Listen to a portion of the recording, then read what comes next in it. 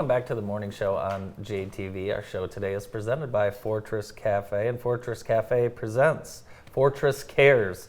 See how we are caring for those going through cancer treatment in Jackson at fortresscares.com, bringing a meal, shakes, flowers, or coffee to those in cancer treatment. Thank you to Fortress Cares.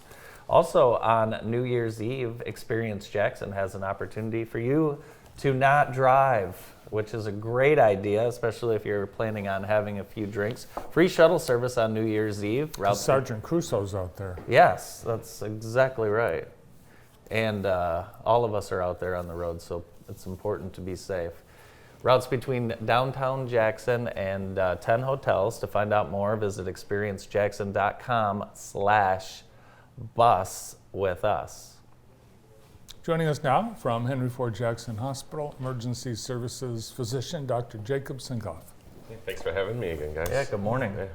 Merry Christmas. Merry Christmas, happy holidays. Have all the shopping done in your family? It's going to be an exciting Christmas this year. Yeah, mostly. I think I have a couple last minute things to get, but with online shopping, it makes it so much easier. And especially like I've started doing gift baskets much more, especially for my parents and stuff that already have everything that they could possibly want. Right. Probably getting them some food and some wine and something that they can you can use and actually they can enjoy and won't sit around the house for how many ever years. Too bad it won't arrive by Christmas. Well, it could. Maybe if it was ordered ahead of time. Yeah. Do you ever get one of those fruit cakes as a gift? Oh man, we didn't get a fruitcake this year. We haven't got one this year. We always get one at JTV. Have you ever even tried one? I've tried one. You don't know how to. Yeah, it's hard to react to those. It is very hard. Sometimes, like the idea behind them is good. Yeah. Sometimes they taste okay, and other times they're not bad, but they're not good. Yeah. So Nobody likes them. well, I hope we get one. Yeah, I think I got my parents this year a little charcuterie board, which they actually got yesterday. My mom texted, so Very nice. I thought ahead of time. And Good. You sliced up the fruitcake and put it on, surrounded the items on the charcuterie board. That's how you use it. Pass it out, yeah. Yeah, but then all this, then it just stays there, and you have to slide it into the trash when you're done. Well, this year we've had a formula shortage, and now we have a children's meds shortage. Unbelievable. Yeah, so even at I believe at our own outpatient pharmacy, we're out of the children's Motrin right now. Jeez. So, so I don't know, haven't heard much when that's gonna resolve. You can still find it.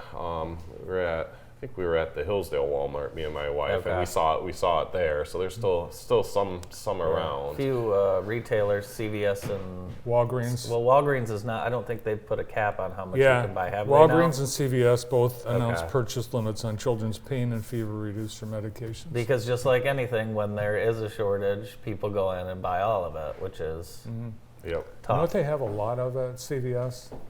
Empty shelves. Yeah, That's true. Yeah, and the Motrin, Tylenol, so important, Right? Because that's the mainstay of treatment is just supportive care with these viral illnesses, RSV, influenza, which we're seeing going around like crazy.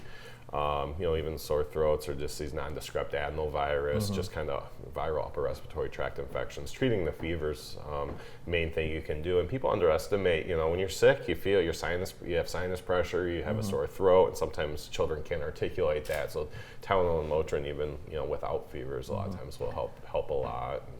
And, aid in promoting hydration by allowing patients to feel better, and then they'll drink. And How about antibiotics? Is there a shortage of that too? I think earlier there might have been a shortage. We haven't seen too much around here. I think our oral or liquid amoxicillin had been on shortage at some point. Luckily, we're not seeing as much bacterial infections right now. So the antibiotics, obviously, utilized in treatment of strep throat, bacterial ear infections, but not RSV, influenza, or other viral illnesses. So we haven't seen too much of a shortage, I think, in the area of the amoxicillin. One thing I've noticed with kids is it seems like whatever they have, whether it's RSV or flu, it seems like it's a 2-week deal.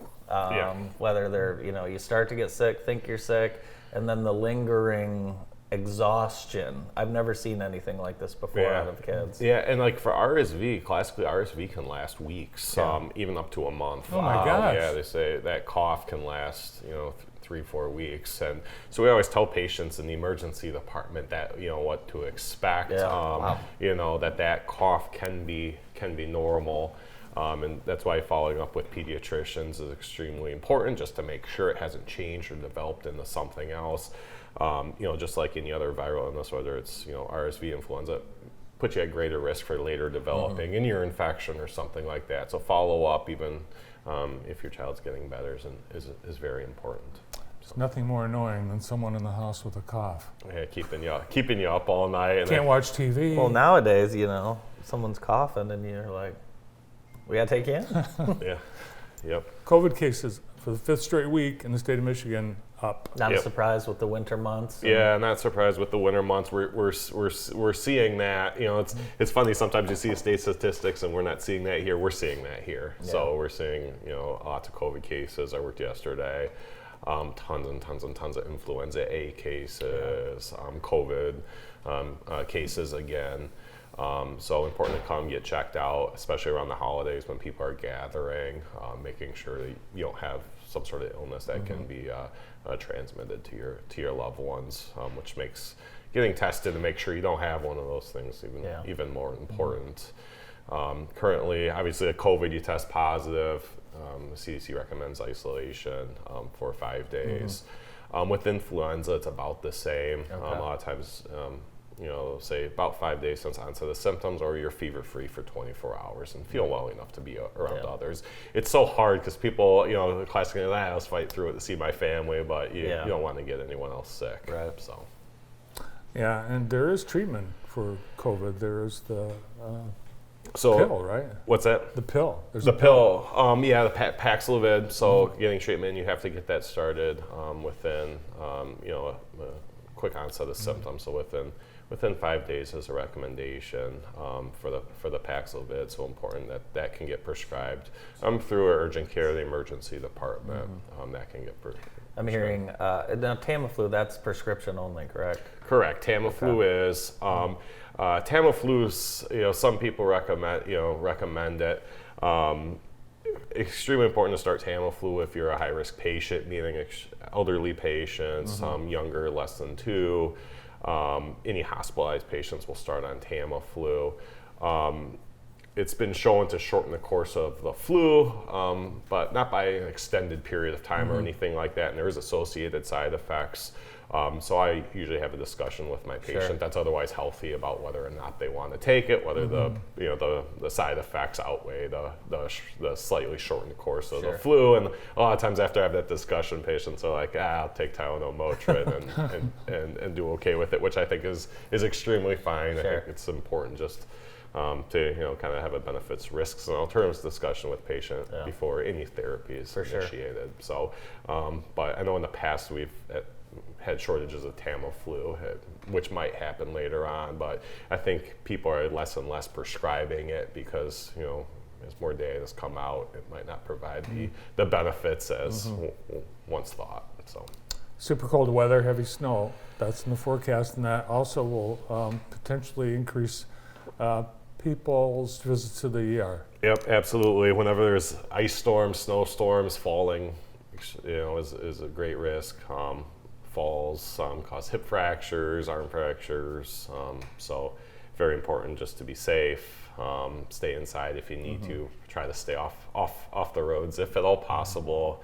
And I'm hoping that since it's close to the holiday, a lot of people hopefully will have their shopping done, don't need to go out. I know a lot of people will be off work, school on Friday, so hopefully they can just bunker down indoors and enjoy some time. Hopefully no BB gun injuries on Christmas morning or anything like that. That's why you never got me a BB gun.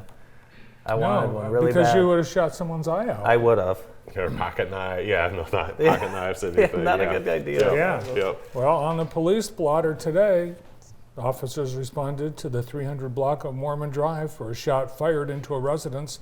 It was determined that a neighbor was cleaning their gun. Hey, you never know. Yeah. I want a BB gun.